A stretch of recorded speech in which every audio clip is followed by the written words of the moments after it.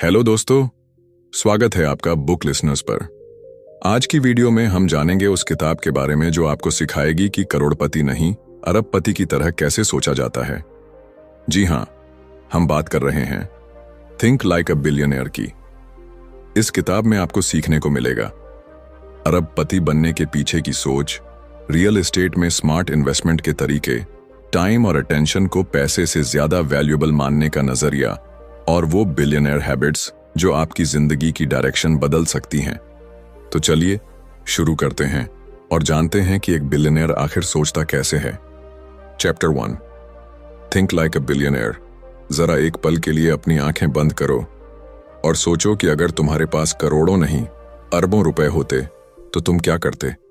शायद एक बड़ा सा बंगला, एक चमचमाती गाड़ी या फिर दुनिया की सैर, है ना? लेकिन क्या आपने कभी सोचा है कि जो असली अरबपति होते हैं वो इन चीजों से पहले कैसे सोचते हैं? सच्चाई ये है कि अरबों की संपत्ति बनाने से पहले उन्हें अरबपति सोचना आता है। यही पहला कदम है, माइंडसेट।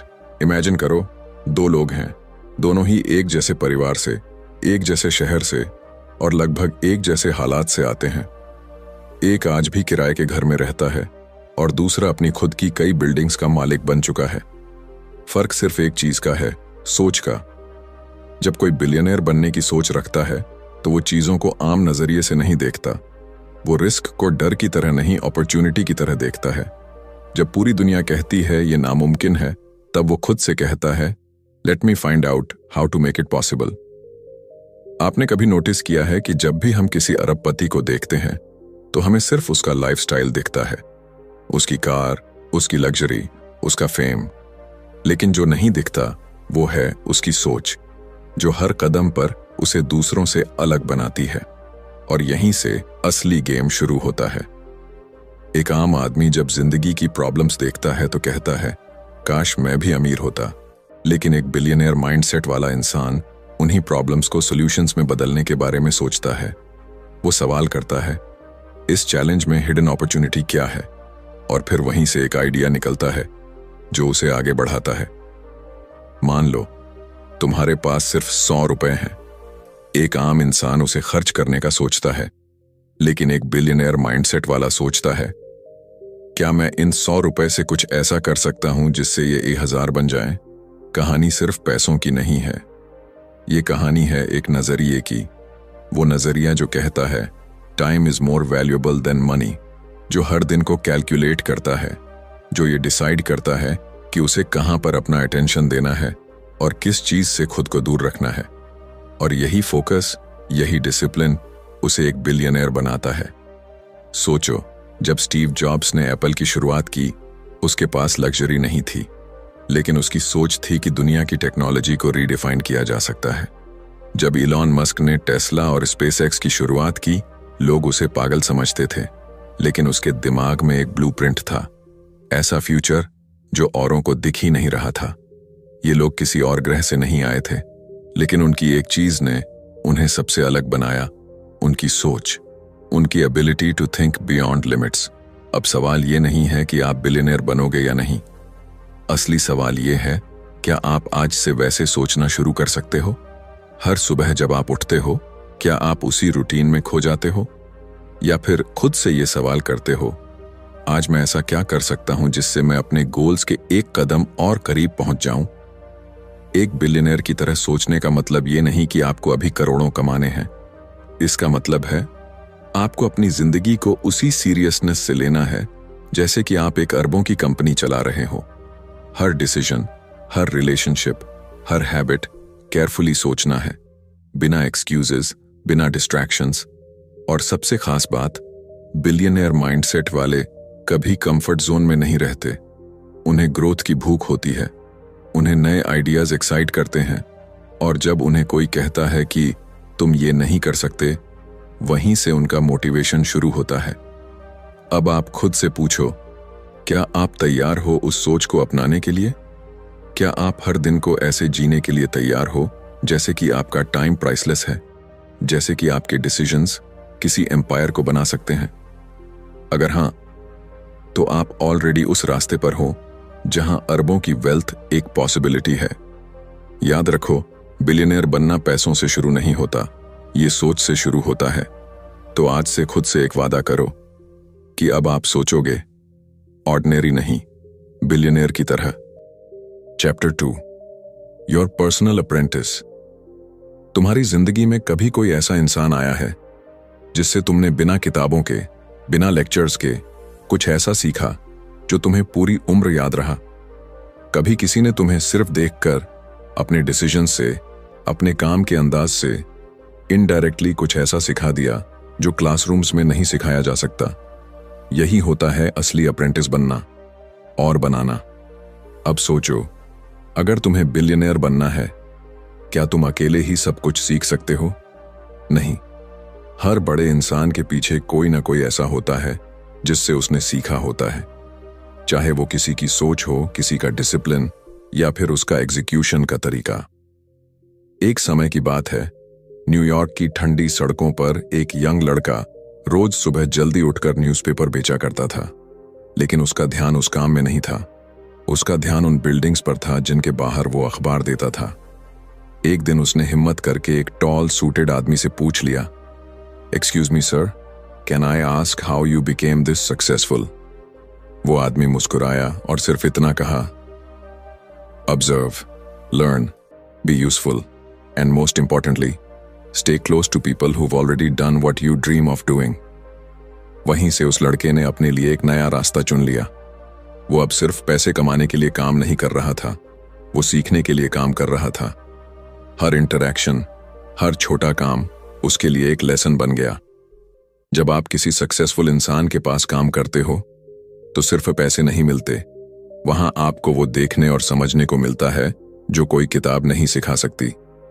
कैसे वो डिसीजंस लेते हैं, कैसे वो डील्स करते हैं, कैसे वो छोटी छोटी चीजों में भी परफेक्शन लाते हैं, और सबसे खास कैसे वो फेलियर्स से बाहर आते हैं।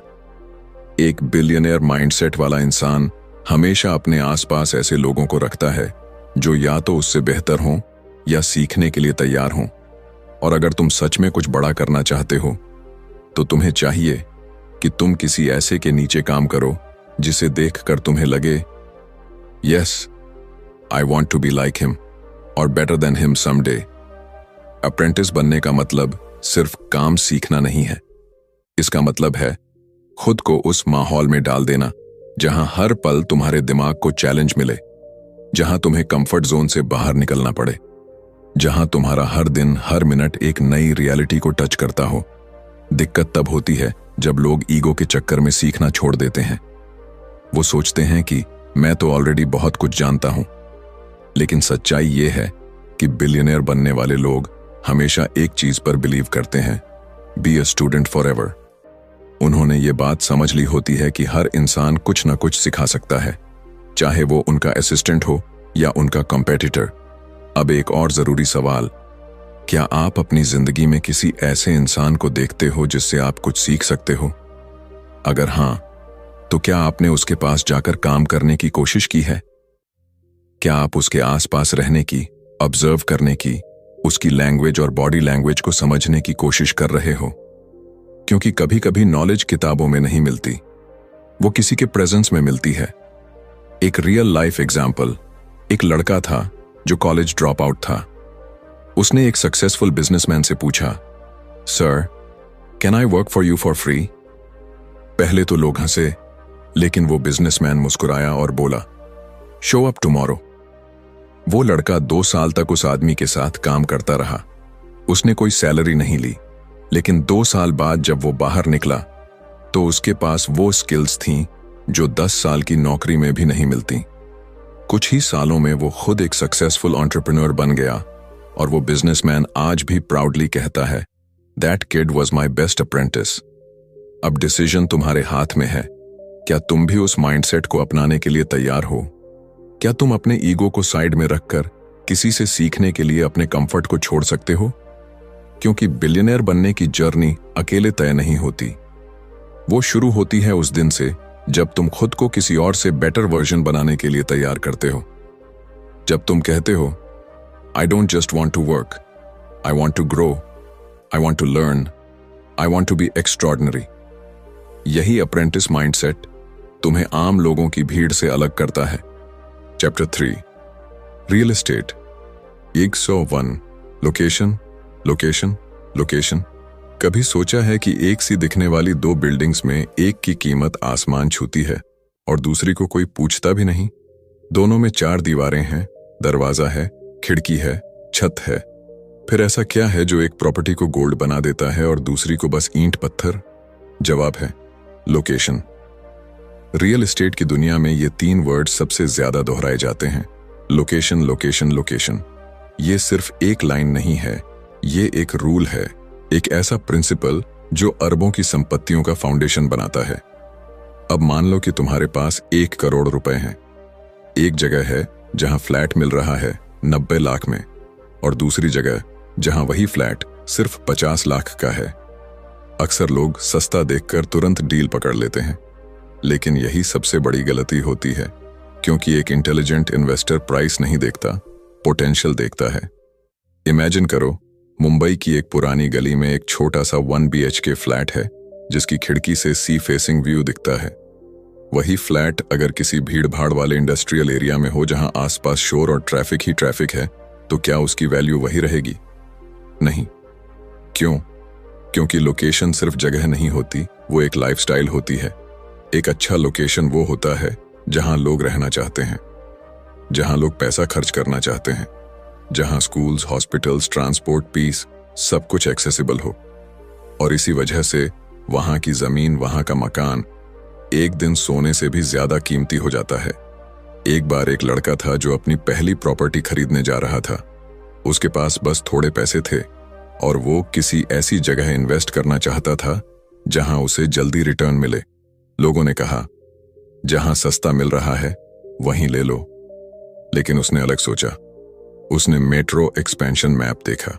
उसने देखा कि 2 साल बाद एक नया स्टेशन बन रहा है और वहां अभी बहुत कम कीमत में लैंड अवेलेबल है। उसने वहीं एक छोटा सा प्लॉट खरीद लिया। लोग हंसे, यहां तो अभी कुछ भी नहीं है।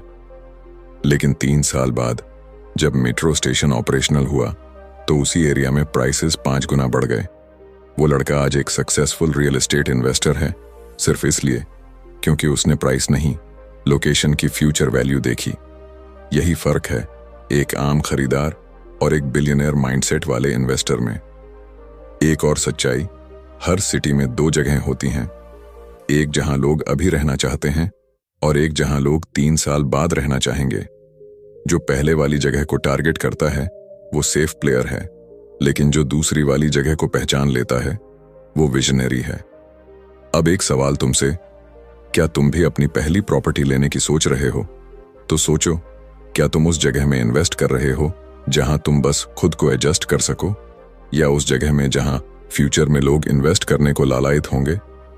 लोकेशन का मतलब सिर्फ फिजिकल एरिया नहीं है, ये एक कंप्लीट इकोसिस्टम है। Safety, transport, demand, development plans, neighbourhood quality, इन सब का मिक्स। और सबसे जरूरी बात, जब तुम लोकेशन चूज करते हो तो तुम सिर्फ एक मकान नहीं खरीदते, तुम एक माइंडसेट, एक डायरेक्शन, एक पॉसिबिलिटी खरीदते हो। एक बिलियनियर माइंडसेट कहता है, buy where the world is going, not where the crowd is already standing. और हाँ, ये सिर्फ रियल एस्टेट की बात नहीं है, ये जिंदगी के हर फैसले पर लागू होता है। कहाँ रहना है, किस एनवायरनमेंट में काम करना है, किस माइंडसेट वालों के बीच उठना बैठना है, ये सब भी एक तरह का लोकेशन ही है। तो अगली बार जब तुम किसी जगह को देखो, सिर्फ प्राइस टैग मत देखना, उस जगह की स्टोरी देखो, उसका फ्यूचर देखो, क्योंकि बिलियनियर बनने के रास्ते की सबसे पहली सीढ़ी तुम्हारी लोकेशन ऑफ विजन होती है। Chapter 4 real estate 301 how to pick real estate as an investment.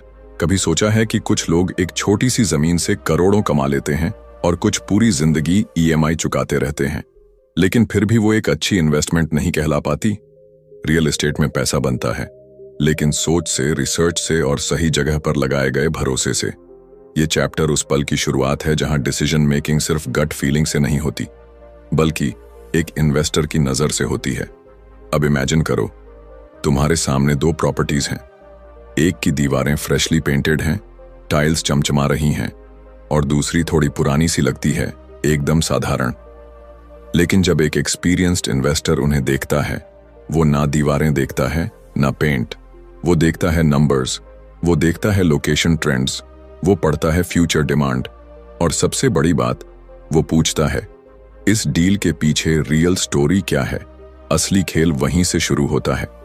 Real estate खरीदना लॉटरी नहीं है, ये एक कैलकुलेटेड मूव है जो तब काम करता है जब तुम वो देखते हो जो औरों की नजर से छूट जाता है। एक बार की बात है, एक 28 साल का लड़का जिसकी पहली नौकरी थी, उसने एक छोटी सी 1 BHK फ्लैट पर नजर डाली। उसकी सैलरी बहुत ज्यादा नहीं थी, लेकिन उसके दिमाग में एक सवाल घूमता रहता था, कैसे मैं अपनी इनकम को एसेट्स में बदल सकता हूं।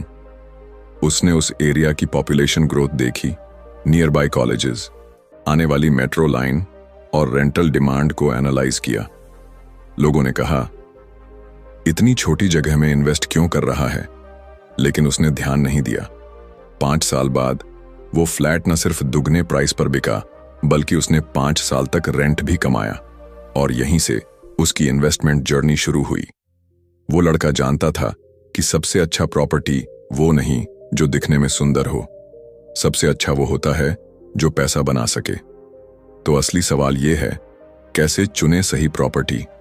सबसे पहले अपनी नजरों को ग्लैमर से हटा दो। इन्वेस्टमेंट का मतलब है पैसा लगाना वहां जहां रिटर्न मिले। प्रॉपर्टी इन्वेस्टमेंट इमोशन से नहीं, लॉजिक से होती है।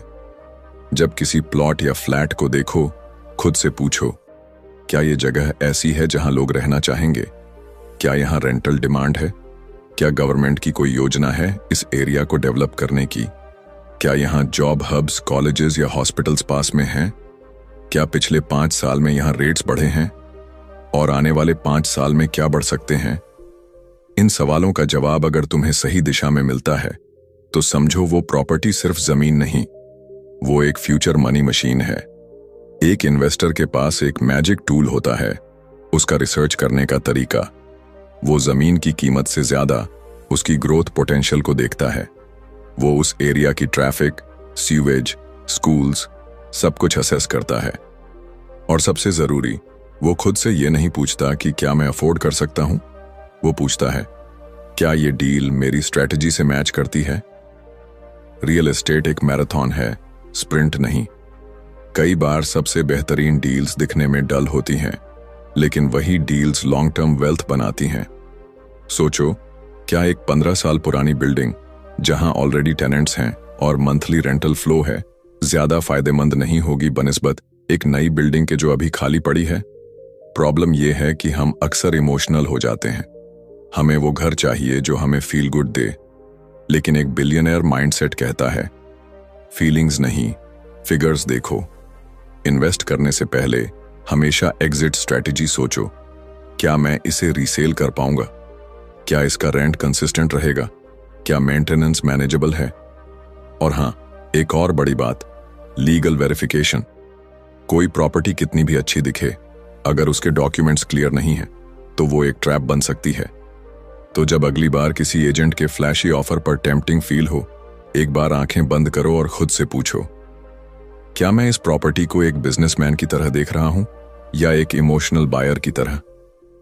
क्योंकि प्रॉपर्टी वो सीढ़ी है जो तुम्हें फाइनेंशियल फ्रीडम की छत तक ले जा सकती है, लेकिन वो तभी जब हर स्टेप सोच समझ कर रखा जाए। तो अगली बार जब तुम इन्वेस्टमेंट की दुनिया में कदम रखो, याद रखना, आप एक मकान नहीं, एक फ्यूचर खरीद रहे हो। Chapter 5, real estate. चोरों 1, फाइनेंसिंग योर इन्वेस्टमेंट। क्या आप जानते हो कि दुनिया के सबसे अमीर लोगों में से ज्यादातर ने अपने एम्पायर की शुरुआत अपने पैसों से नहीं, बल्कि दूसरों के पैसों से की थी?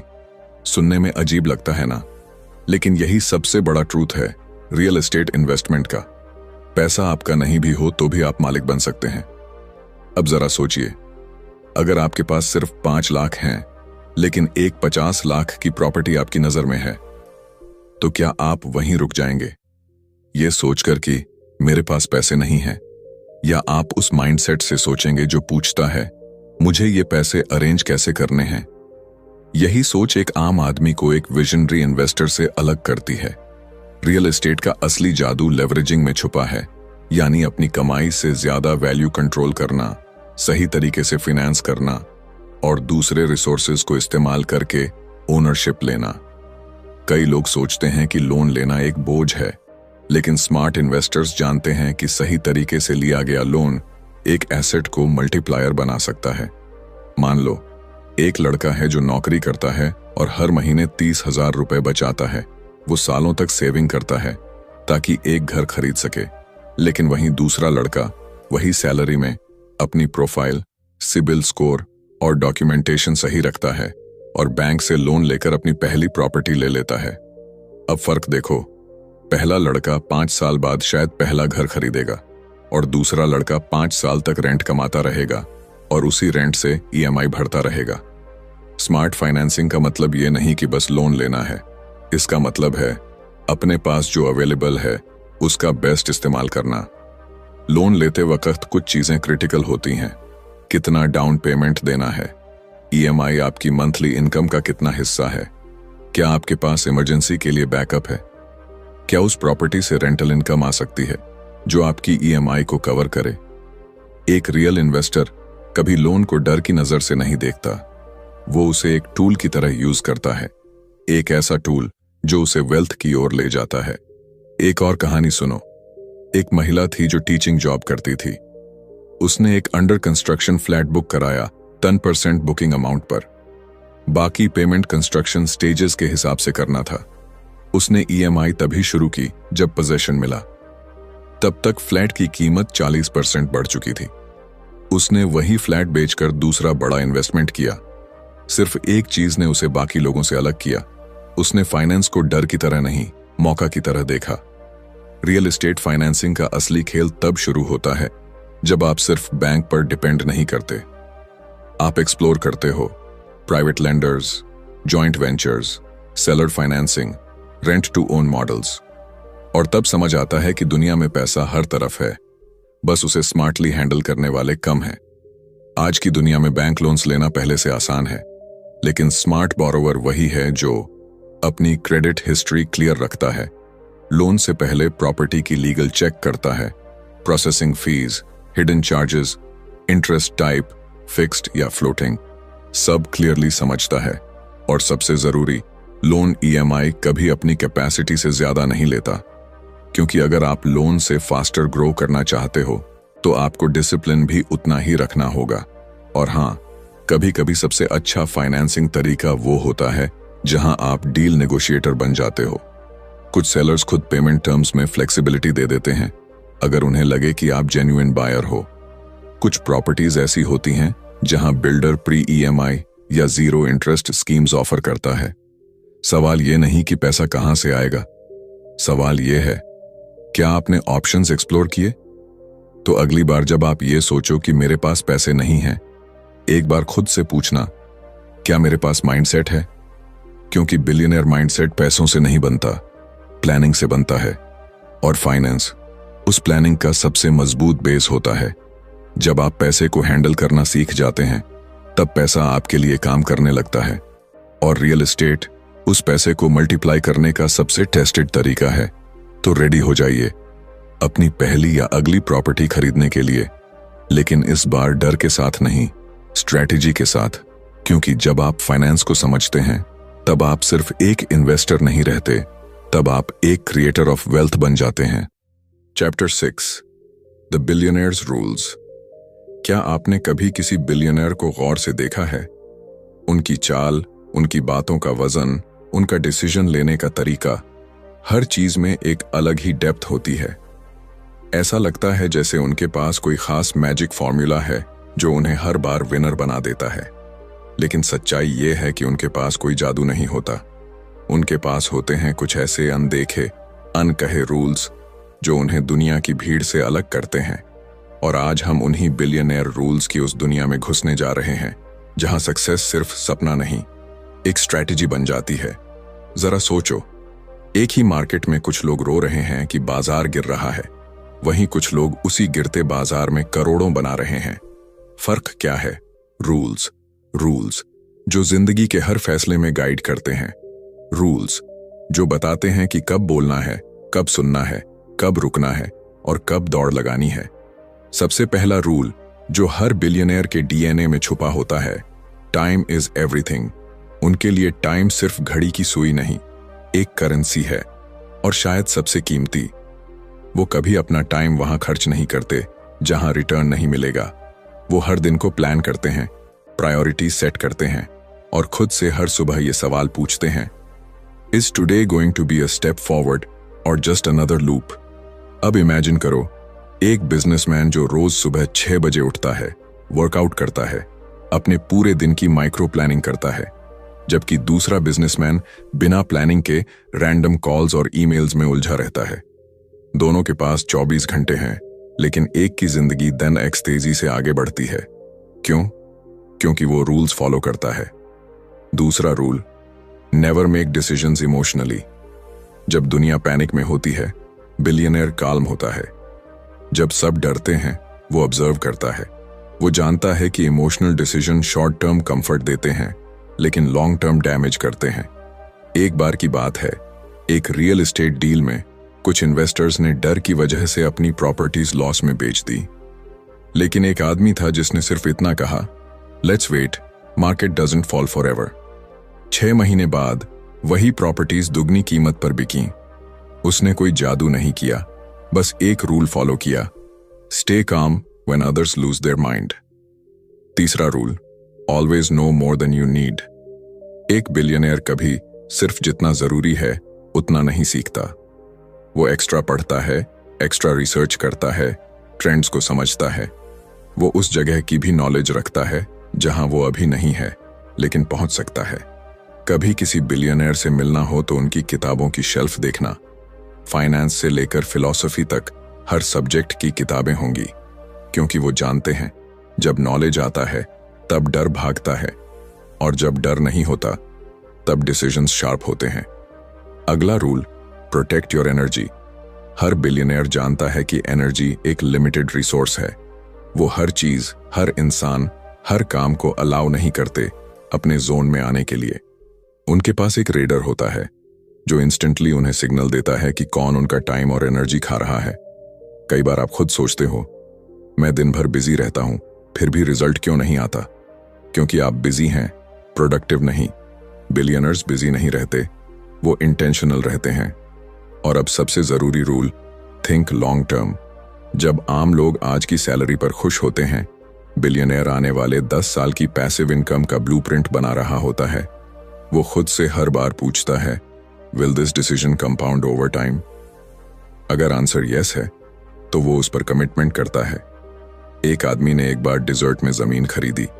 सबने कहा पागल हो गया है, लेकिन उसे पता था कि वहां एक एयरपोर्ट बनने वाला है।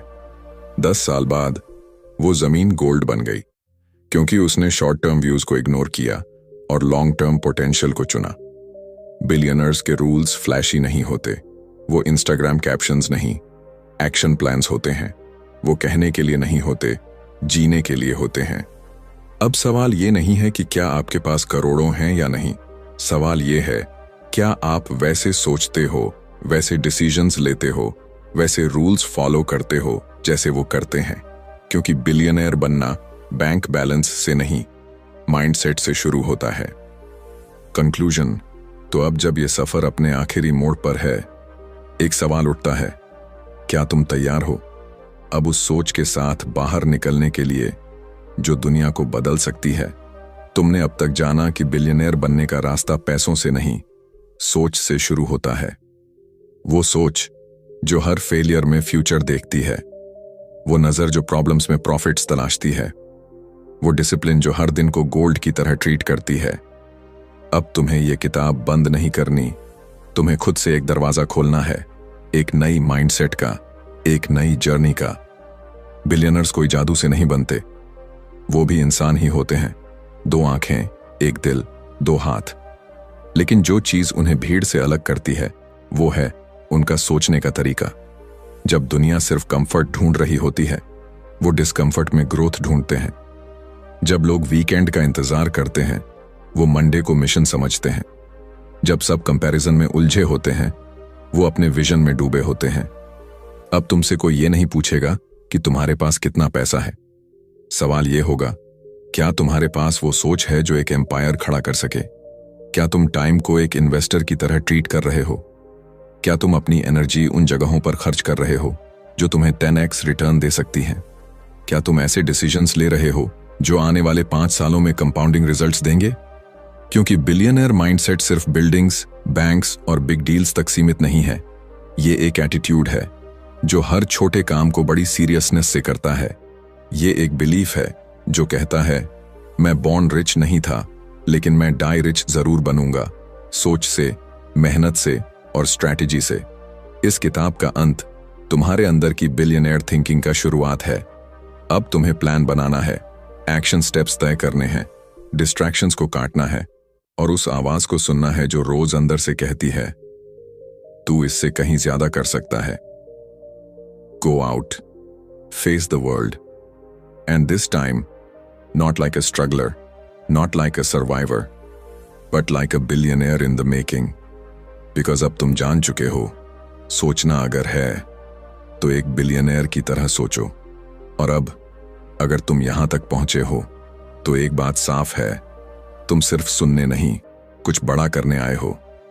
तुम उन लोगों में से हो जो भीड़ में नहीं खोना चाहते, बल्कि अपनी पहचान बनाना चाहते हैं। इस वीडियो का हर लफ्ज, हर लाइन तुम्हें उसी सोच के करीब ले जाने के लिए थी, जिस सोच ने दुनिया के सबसे ऑर्डिनरी लोगों को एक्स्ट्राऑर्डिनरी बिलियनेयर बना दिया। अगर आपको ये वीडियो पसंद आया, कुछ नया सोचने को मिला, तो लाइक जरूर करना, कमेंट में बताना कि कौन सी लाइन ने आपको सबसे ज्यादा झकझोरा। और ऐसे ही दमदार कंटेंट के लिए बुक लिसनर्स को सब्सक्राइब करना मत भूलना।